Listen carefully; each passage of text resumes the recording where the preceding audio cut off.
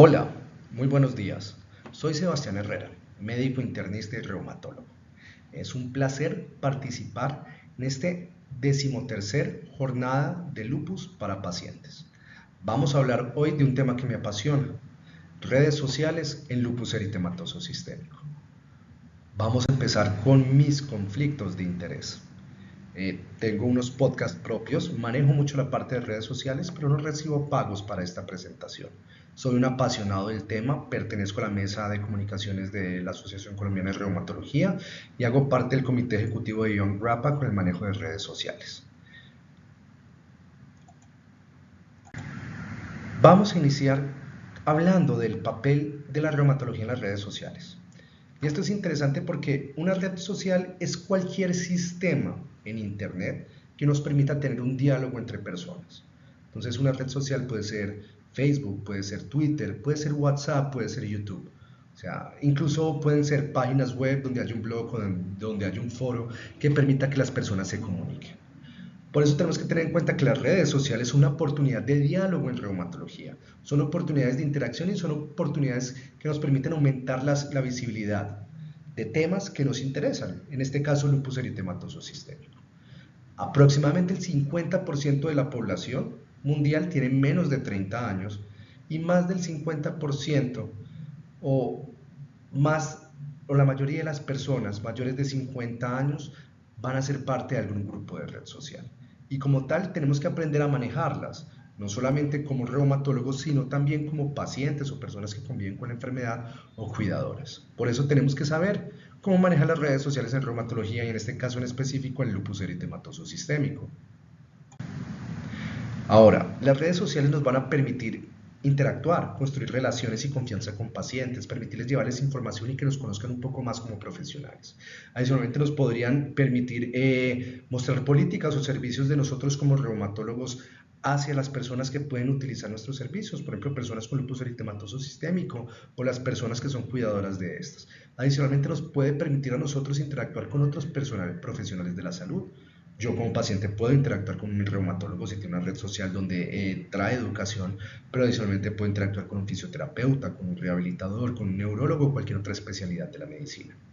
A veces las redes sociales son útiles para recolectar información, saber cómo están las personas, saber qué les interesa, saber sobre qué quieren aprender, o incluso en algunos países sirven para diligenciar datos que se pueden adelantar para la próxima consulta médica. Y algo muy importante, las redes sociales nos permite hacer educación tanto para pacientes como para otro personal de la salud diferente a reumatología o incluso reumatólogos, pero también a cuidadores. O sea, las redes sociales son un instrumento que bien manejado nos permitirá ir más allá, ir más lejos, poder tener un contacto más cercano, poder acercarnos más a las personas que realmente necesitan la información, que son aquí las personas que conviven con lupus eritematoso sistémico, nos van a permitir educar y nos va a permitir resolver dudas o necesidades que a veces se veían lejanas o que a veces veíamos barreras entre el prestador de salud, muchas veces el reumatólogo, con la persona que convivía con la enfermedad. Ahora, debe haber un comportamiento y una etiqueta en redes sociales, y esto lo tenemos que tener claro. Lo primero es que debe haber una privacidad, deben haber límites personales y profesionales. Idealmente los perfiles, sobre todo cuando hablamos de médicos, deben haber unos perfiles que deben tener muy claro una división entre la parte personal y la parte profesional. Y eso tiene que ser consciente desde el punto de vista del médico, pero también desde la persona, el paciente o el cuidador que está utilizando la red social. Que una persona esté en una red social, que un médico esté en una red social no significa que esté 24/7 disponible en esa red social para resolver dudas, asignar citas o modificar fórmulas o modificar historias clínicas o exámenes. Las personas que están en redes sociales tienen vida privada, tienen tiempo libre, por así decirlo, necesitan tiempo con su familia y aunque algo que yo pueda tener como paciente o persona que convive con una enfermedad puede ser muy importante, pues para esto está el servicio de urgencias, para esto no están las redes sociales o la cita prioritaria. Lo segundo es que tenemos que aprender a dividir lo personal de lo profesional. Esto va a ser muy importante para poder hacer un adecuado uso de redes sociales cuando estamos hablando de nuestra enfermedad. ¿Vale? Aparte de eso hay unas regulaciones, tenemos que tener en claro que hay un marco legal que no nos permite hacer consulta a través de redes sociales en ciertos países a los profesionales de la salud, o si nos permite hacer consulta más bien no es que nos permita hacer consulta, sino que nos hace consciente que si llegamos a hacer consulta a través de una red social, esta tiene las mismas obligaciones y las mismas responsabilidades que una consulta realizada en un consultorio.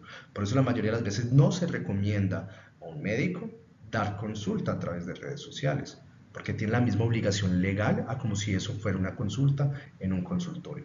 Por eso la mayoría de las veces en redes sociales comunicamos como médicos, damos información, educamos, pero no damos consulta médica. Y siempre se debe intentar respetar esa información privilegiada de cosas privadas o personales. Por eso nunca utilizamos las redes sociales como un mecanismo de consulta médica, un mecanismo que reemplace la consulta médica. Sí como educación, sí como información, no como consulta médica. Y hay que tener en cuenta que esto se hace parte de una nueva dimensión donde hay cambios en la forma como nos comunicamos. Puede haber una retroalimentación desde las personas que conviven con la enfermedad hacia los profesionales e incluso nos puede ayudar a darnos cuenta de las preferencias que tiene la gente de cómo quieren que manejemos su enfermedad o de qué cosas quieren aprender. Nuevamente, como lo dije ahorita, las redes sociales son un diálogo. No es solamente yo como profesional vengo a darles información, es ustedes como personas que conviven con la enfermedad, llámese cuidador, llámese paciente, llámese persona interesada en la enfermedad, que quiero aprender de ti o qué necesidad de información necesito de ti. Por eso muchas veces van a depender de preferencias y siempre debemos respetar las políticas de uso de los sitios que estamos utilizando como redes sociales. El comportamiento del público en general sugiere que las personas que tienen enfermedades autoinmunes, dentro de estas el lupus eritematoso sistémico, quieren utilizar redes sociales. Alrededor de un 90% de las personas tienen algún dispositivo que puede acceder a la red social y hasta un 50% de las personas con enfermedades reumáticas comparten su salud a través de redes sociales. Usualmente entre más enfermos o más compleja la situación, más comparten su salud. Alrededor de una cuarta parte de las personas con enfermedades reumáticas consideran que las redes sociales son una buena fuente de información, usualmente son mujeres y usualmente son aquellos que peor se califican como estado de salud, cuando las que consideran que las redes sociales son una buena fuente de información. Entonces, desde el punto de vista de deseos, muchas de las personas que utilizan redes sociales con enfermedades autoinmunes desean que sus reumatólogos estén en WhatsApp, pero nuevamente les digo, a veces esto es difícil porque el reumatólogo también tiene que descansar, tiene que tener una vida privada y una red social no es un mecanismo para resolver urgencias. Entonces, dentro de WhatsApp se puede hacer asignación de citas, compartir órdenes médicas, historias clínicas, fórmulas de medicamentos, pero esto no debe ser un sitio para hacer consulta y menos una consulta de urgencias. También se utilizan otras redes sociales como Twitter, Facebook, Instagram y hay unas encuestas que sugieren que hasta un 77% de las personas aceptan que seguirían a sus reumatólogos en una red social. O sea, hay un gran deseo de educarse, un gran deseo de tener una persona de confianza que les esté dando educación e incluso casi un 10% de las personas ya lo hace, ¿vale? Ahora, las redes sociales sirven como complemento de educación y esto es algo muy importante. Esa conexión que generamos con las personas en redes sociales se puede traducir en una mayor conexión con las instituciones que los atienden. En la parte de educación médica se sabe que las personas que participan en eventos de redes sociales usualmente tienen mejor rendimiento académico y un mejor desempeño y una mayor probabilidad de graduarse. Y esto se traduce también para la parte de pacientes. Cuando los pacientes utilizan redes sociales y por así decirlo se activan o se empoderan desde el punto de vista de educación con redes sociales, se logran vencer barreras tecnológicas, permite una mayor flexibilidad desde el punto de vista de educación y atención médica e incluso en algunos estudios de artritis reumatoide se ha logrado evaluar que hay una disminución en la calificación de discapacidad, dolor e interferencia en la enfermedad en el día a día, ya que pueden beneficiarse de tips o educación que pueden complementar el manejo que se hace en la consulta o en la atención presencial. Incluso se han utilizado estrategias de redes sociales donde enfermería alerta a la persona que X o Y día les toca la toma o aplicación de un medicamento o una consulta o una toma de exámenes para que así no haya problemas de adherencia. Ahora, ubiquémonos en tiempo y espacio y veamos algo de la situación actual de redes sociales para prestadores de salud, pacientes o personas que conviven con lupus eritematoso sistémico. La complejidad del lupus eritematoso sistémico es gigante. Es una enfermedad crónica que no tiene cura, donde hay épocas de mayor o menor actividad, o sea, épocas buenas o malas, incluso épocas de remisión, donde no hay actividad de la enfermedad. Adicionalmente, es muy frecuente para los reumatólogos, estamos acostumbrados a ver lupus eritematoso sistémico, pero no es una enfermedad frecuente en el día a día de la medicina, o sea, otras especialidades no están tan enteradas o no están tan empapadas de la enfermedad, es una enfermedad que es infrecuente por fuera de reumatología, y esto puede llevar a que lleve a retraso en el diagnóstico o que lleve a dificultades en atención con otras especialidades que no están muy enteradas del tema. Puede afectar cualquier órgano o sistema y la gran dificultad es que no hay una manifestación típica de lupus. Me explico. Hay gente que tiene compromiso de riñón, hay gente que tiene compromiso de la sangre, hay gente que tiene compromiso de la articulación, del cerebro, del corazón, del pulmón, hay gente que tiene compromiso de varios a la vez, hay gente que nada más tiene compromiso de una, hay gente que va teniendo diferentes compromisos a través del tiempo y adicionalmente pueden haber manifestaciones atípicas de la enfermedad, lo cual hace que sea una enfermedad muy heterogénea, que sea difícil de diagnosticar e incluso a veces que sea difícil de tratar.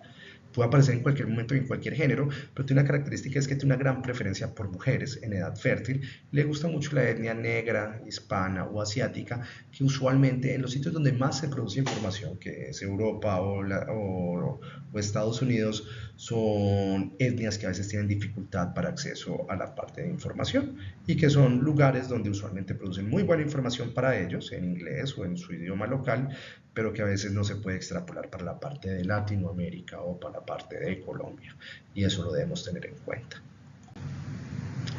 Por esto mismo hay unas necesidades no satisfechas en lupus eritematoso sistémico. A veces puede haber divergencias entre las necesidades del paciente y los objetivos del médico. Yo como médico quiero remisión de la enfermedad, o sea, cero actividad, el menor uso de glucocorticoides posible. Puede que el deseo en ese momento de una persona sea quedar embarazada, o sea, irse a viajar, y a veces las medicaciones que estamos recibiendo tienen aplicación mensual y no me dejan salir del país. Entonces, tenemos que llegar a un punto de manejo conjunto, que es lo que buscan todas las ligas de reumatología o todas las asociaciones de reumatología, donde no sea solamente lo que quiere el paciente, perdón, no sea solamente lo que quiere el médico, sino también lo que desea y necesita el paciente, para que entre equipo de salud y paciente tengamos un manejo multidisciplinario, que tenga en cuenta las necesidades del paciente para que sea lo menos traumático posible. Ya es suficientemente difícil sufrir de la enfermedad, pues tenemos que hacer el tratamiento lo más llevadero posible. Hay una gran necesidad de información, esto ya lo sabemos. Las mismas encuestas que les mostré ahorita muestran que la gente quiere estar en redes sociales, la gente quiere educarse, la gente quiere que su tratante esté en redes sociales y le esté dando educación. O sea que tenemos una gran necesidad y usualmente el tiempo de consulta no es suficiente para cubrir todo lo mínimo que tenemos que hacer, que es evaluar al paciente, hacer un examen físico, interrogarlo, ver si le están entregando la medicación, ver cómo le está cayendo, revisar exámenes, hacer un examen físico y con esto definir si ajusto o no ajusto medicación, si hay alguna otra comorbilidad, definir si la manejo yo, la manejo otra persona, pero aparte de eso, educar, evaluar la parte de planificación familiar, evaluar la parte de vacunación, mil y un cosas más que a veces 20 o 30 minutos no son suficientes, pues a veces las redes sociales pueden convertirse en un gran aliado de educación, donde yo puedo ir a resolver dudas que no es que no sean importantes, sino que puede que hayan cosas que necesitan una mayor premura de resolución en la consulta médica, donde solamente el reumatólogo presencial lo puede hacer. Y cada vez hay una mayor participación en el manejo de la enfermedad por parte de personas que conviven con ella. ¿Por qué? Porque las personas cada vez se empoderan más y quieren saber más de su enfermedad y cada vez hay una mayor cantidad de información. Y desafortunadamente ha habido una desconfianza tradicional del equipo de salud o las instituciones médicas que viene cambiando con el uso de redes sociales, pero también hay una disparidad en cuanto a recursos. Uno ingresa y encuentra una gran cantidad de recursos en inglés, una gran cantidad de recursos de Estados Unidos, Europa, pues desde el punto de vista de castellano, español e incluso de cosas locales en Latinoamérica son menos, vienen creciendo de una gran calidad, pero no son tantos como la parte del inglés. Y hay una gran variedad en la fuente de información, unas grandes fuentes de desinformación, hay un gran uso o una búsqueda de likes o usuarios o seguidores en redes sociales que a las personas no les interesa de estar dando buena información o no, incluso dar bulos o dar falsa información con tal de tener seguidores, y eso a veces ha causado que el personal de salud sea reacio a interactuar con redes sociales, pero cada vez veremos entendiendo más y más que si no traemos una información adecuada a redes sociales, las personas que no son idóneas traerán su información y es mejor intentar combatir mala información con buena información a no existir en esa discusión. Ahora, hay unos mitos en lupus eritematoso sistémico que a veces tenemos que vencer y redes sociales es una buena fuente para una buena forma de combatirla, pero a veces también es una fuente de mitos, y que son mitos falsos, por así decirlo, que el lupus es un cáncer, que no tiene cura, que todas las personas que tienen lupus se mueren de él, que a todos les daña el riñón, que solo es de mujeres, que todos los medicamentos son quimioterapia, hacen daño, matan a las personas, que son más dañinos que la enfermedad, que la gente con lupus no puede recibir vacunas, etcétera, etcétera, etcétera, y todo esto es falso.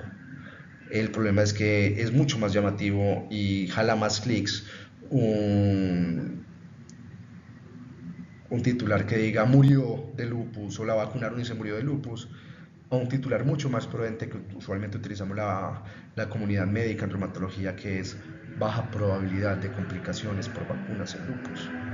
Eso es largo, eso no tiene el amarillismo, eso no tiene el blanco y negro que nosotros queremos tener en nuestra vida, en nuestro día a día, pero la medicina no es amarillista, la medicina no es blanco y negro. Entre más prudente el mensaje, usualmente es más veraz. Cuando uno ve un mensaje amarillista, ojo, téngale desconfianza. Si un mensaje es absolutista, es un mensaje que uno tiene que tener desconfianza en redes sociales. Todos nos morimos de lupus, no. El lupus es una enfermedad que puede llegar a ser grave, pero muchos de los pacientes no mueren, muchos pacientes tienen formas leves. El lupus no puede recibir vacunas. Si te vacunas te mueres, si te vacunas te hace daño para el lupus. No, las vacunas son medicamentos y pueden tener eventos adversos, pero se considera que la probabilidad de eventos adversos en lupus es baja, la probabilidad de complicaciones en vacunación en lupus es baja, y la gran mayoría de las vacunas, desde que no sean vacunas vivas, se pueden recibir en lupus eritematoso sistémico. Sino que, obvio, estos mensajes tan largos, por así decirlo, tan cautos, no es lo que uno está acostumbrado a ver en redes sociales, pero usualmente entre más cauto el mensaje, una mayor probabilidad de que sea veraz. Entonces hay que tener en cuenta en esto cuando estemos utilizando redes sociales para buscar información del lupus eritematoso sistémico. Ahora tenemos unos recursos en inglés que tienen más opciones, pero a veces tenemos limitaciones en cuanto al idioma en Latinoamérica. Estos recursos son muy buenos, por ejemplo está el Instituto Nacional de Salud, acá podemos ver un pantallazo de la primera página donde podemos encontrar recursos de qué es el lupus eritematoso sistémico, cómo se maneja, e incluso enlaces a otras páginas o instituciones. Excelente, si uno sabe inglés lo puede llevar aparte de buscar ensayos clínicos, si uno puede participar en ellos o vive en Estados Unidos, cómo puede colaborar, algunos tópicos adicionales de salud, incluso tienen enlaces de otras instituciones que se dedican al lupus eritematoso sistémico. Está el Centro de Control de Enfermedades de los Estados Unidos, nuevamente tiene información de la enfermedad en inglés, tiene enlaces a donde podemos visitar donde hay otras instituciones que también manejan lupus eritematoso sistémico, tiene descargables de la enfermedad, este es mucho más de información que de participación.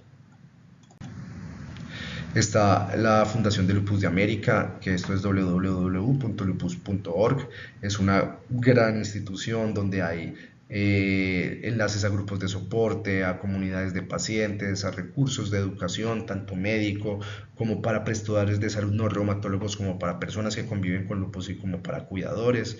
Tiene una versión también en castellano, la versión en inglés es mucho más completa, tiene enlaces a otras fundaciones, es un gran recurso de educación.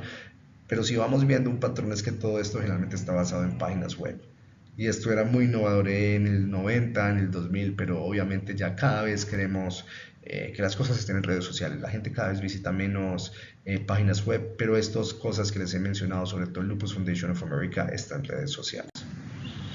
Está Lupus Research, que es de Lupus Research Alliance, es muy similar a Lupus Foundation of America. Hay recursos de educación, hay cómo buscar comunidades, hay cómo buscar comunidades de apoyo, también tienen cosas en español y nuevamente también tienen presencia en redes sociales, hay que buscarla activamente con el nombre.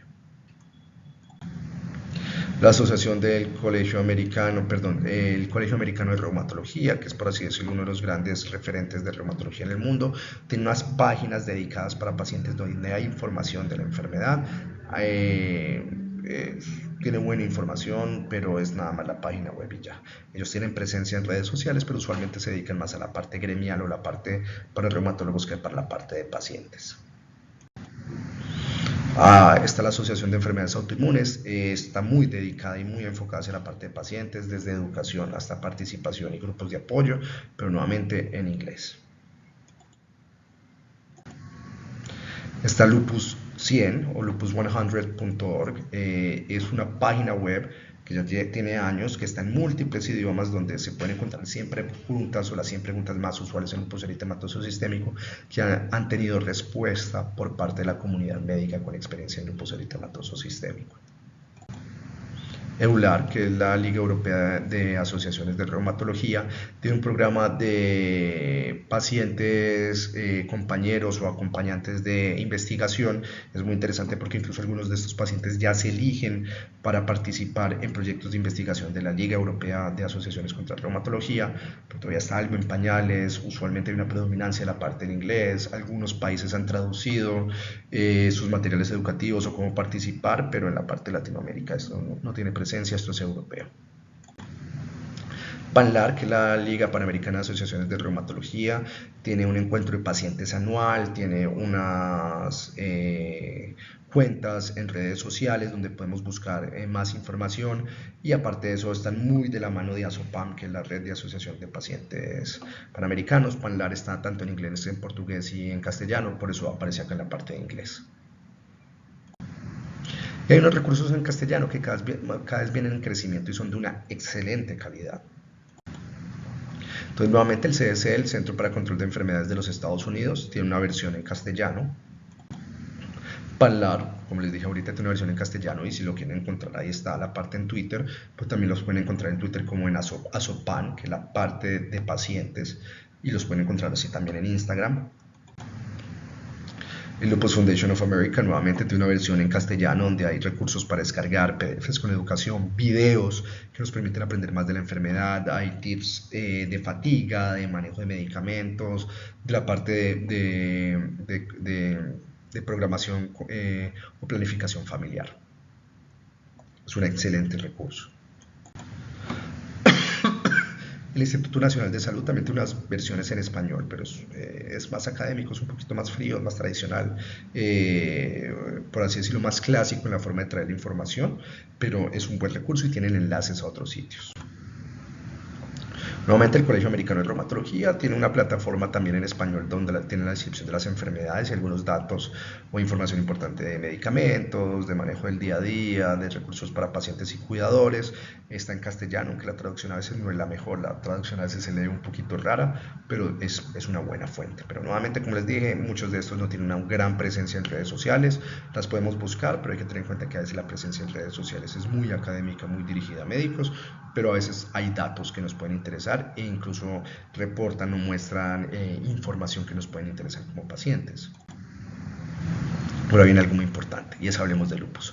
Hablemos de Lupus es una iniciativa muy interesante que nace en Latinoamérica, donde se detectó esa necesidad de que no tenemos suficientes fuentes de información dirigidas, diseñadas y traducidas a la parte de Latinoamérica. Apoyado por PANLAR, por GLADEL, que es el grupo de estudio de lupus eritematoso sistémico de PANLAR, y adicionalmente con algunas becas de la Liga de Asociaciones de Reumatología a nivel mundial, montan este proyecto educativo que se llama hablemosdelupus.org. Lo pueden encontrar en diferentes redes sociales como Hablemos de Lupus. También está una versión en portugués, la encuentran en Twitter, en Instagram, en Facebook, y es una red social donde ellos dicen, miren, o sea, como les acabo de decir, tenemos un montón de fuentes de información, pero no está adaptada para Latinoamérica, y mucho tiene una traducción a castellano, pero es algo demasiado académico, y el paciente a veces tiene un millón de preguntas que no son desde el punto de vista académico tradicional, y aparte de eso tenemos que saber cómo llevar esa información a los pacientes. Estamos compitiendo con fuentes amarillistas, con fuentes de desinformación. Yo tengo que hacer que la información sea buena, o sea, no solamente buena desde el punto de vista académico, veraz, sino que sea amable y agradable de consumir, que uno se siente, diga quiero buscar más de enfermedad, y que no sea un vía crucis, que no sea un problema, sino que sea, por así decirlo, asequible, que yo la pueda leer, que yo la pueda entender, que me lo expliquen bien, que me lo traduzcan a como yo entiendo, a como yo estoy acostumbrado, y que no sea cansón, que no sea aburridor. Y Hablemos de Lupus hizo eso, o sea, alió con personas que sabían de marketing, con personas que sabían de uso de redes sociales, y lo que hicieron fue crear contenido de educación para personas con lupus eritematoso sistémico en América Latina, Centroamérica, Suramérica y Brasil, tanto que hablaran castellano como que hablaran portugués. Y esto tuvo un gran apoyo desde Panlar, tuvo un gran apoyo de expertos de lupus en la región, donde ellos se dedicaron a producir contenido, a hacer charlas, a hacer videos, a hacer participaciones con los pacientes, y esto creció gigante, o sea, adaptar las necesidades de los pacientes y los cuidadores con lupus eritematoso sistémico en América, no Norteamérica, a través de profesionales de la salud formadas, fue tan grande eh, que lleva a formación de grupos de apoyo o integración de grupos de apoyo con esta, con esta, con esta innovación de cómo llevar información y educación. Y es importante porque, mire, esto es 2021, alrededor de 10.000 suscriptores en YouTube, alrededor de 2 millones de visualizaciones, alrededor de 83.000 likes, y esto fue en los primeros 3 meses de lanzarse esto. Todavía está funcionando, tienen proyectos mes a mes, los pueden encontrar como Hablemos de Lupus en redes sociales, y desde el punto de vista de formación en lupus eritematoso sistémico en América Latina, para mí es una de las mejores fuentes. Está avalada por una asociación científica, cuenta con un grupo de personas que tienen una muy buena formación en lupus eritematoso sistémico, y está muy bien diseñado en cuanto al uso de redes sociales y cómo llevar la información a las personas que las están utilizando. Hay otras opciones, también nuevamente en castellano, Lupus Research Alliance, tiene unos videos interesantes de educación, pero Hablemos de Lupus me parece que es mucho más amigable desde el punto de vista de Latinoamérica. ASORREUMA, la Asociación Colombiana de Reumatología, tiene una cartilla para pacientes, un manual de pacientes con enfermedades de reumatología, y allí está el lupus eritematoso sistémico. Hay recomendaciones desde el punto de vista de Colombia, está en un lenguaje que lo podemos entender tranquilamente, y es una muy buena opción. Lupus 100, nuevamente, preguntas en lupus eritematoso sistémico. E inforeuma.com, que es de la Sociedad Española de Reumatología, también tiene una sección de reumatología. Estos son videos y contenidos dirigidos a pacientes, cómo manejarse en verano, la parte de fotoprotección, cómo utilizar los medicamentos, tips para viajar, todo esto, que también lo encontramos en Hablemos de Lupus, pero Inforeuma también puede ser una buena opción. Está mi propio proyecto, Reumatología Online, hay un blog para pacientes donde tengo datos y tips, que es el lupus, compromiso renal, compromiso en piel, compromiso articular, la página web, que generalmente ya la gente no utiliza tanta página web, pero está disponible el blog, allí quedan almacenados lo que hemos publicado en lupus eritematoso sistémico. Va desde qué son los antimaláricos, qué son los glucocorticoides, cuáles son los efectos secundarios, qué es el metotrexato, hasta embarazo y compromiso de riñón en lupus eritematoso sistémico. Y lo mismo se puede encontrar en el podcast que tenemos desde hace varios años, reumatología.online. Está en todos los lugares donde puedes escuchar un podcast, como Spotify, Apple Podcast o Google Podcast, y es lo mismo que tenemos en el blog, pero en contenido de audio en secciones de 10, 15, máximo 20 minutos para educarse más sobre el lupus eritematoso sistémico. Ahora, riesgos y limitaciones de las redes sociales, no todo lo que brilla es oro, y lo que dijimos ahorita, a veces hay dificultad en cuando encontrar contenido de buena calidad, hay que tener en cuenta con los bulos o las falsas informaciones o el contenido amarillista, y algunos daticos o algunos tips para esto es, ojo, no todo lo que brilla es oro, cuando hay cosas o afirmaciones muy fantásticas de que encontramos la cura del lupus, o que el lupus mata a todo el mundo, o que las personas con lupus, las vacunas matan a todo el mundo, hay que tener mucho cuidado. Siempre que estamos viendo la información tenemos que ver quién la publica, si hay una asociación científica detrás de esto, y si esa asociación científica es una asociación científica respetable y con un historial de educación, de información, de producción de contenido científico, lo mismo que la misma persona.